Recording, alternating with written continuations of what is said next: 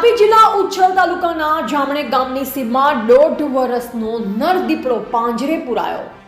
ઉચ્છલ તાલુકાના ગામડાઓમાં વારે ઘડીએ દીપડાઓ જોવા મળતા સ્થાનિક ઉચ્છલ રેન્જના સામાજિક વનીકરણ વિભાગ દ્વારા સતર્કતા દાખવી ગામડાઓના લોકોની ફરિયાદ અનુસાર પિંજરા મૂકવામાં આવ્યા હતા.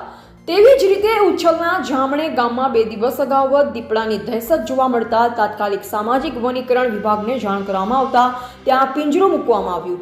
પિંજરામાં મારણ મૂકતા મારણની લાલચે દીપડો પાંજરે પુરાયો. વન વિભાગના આરએફઓ દ્વારા જણાવવામાં આવ્યું કે એ નર દીપડો છે ને લગભગ 1.5 વર્ષની આસપાસ ઉંમર છે.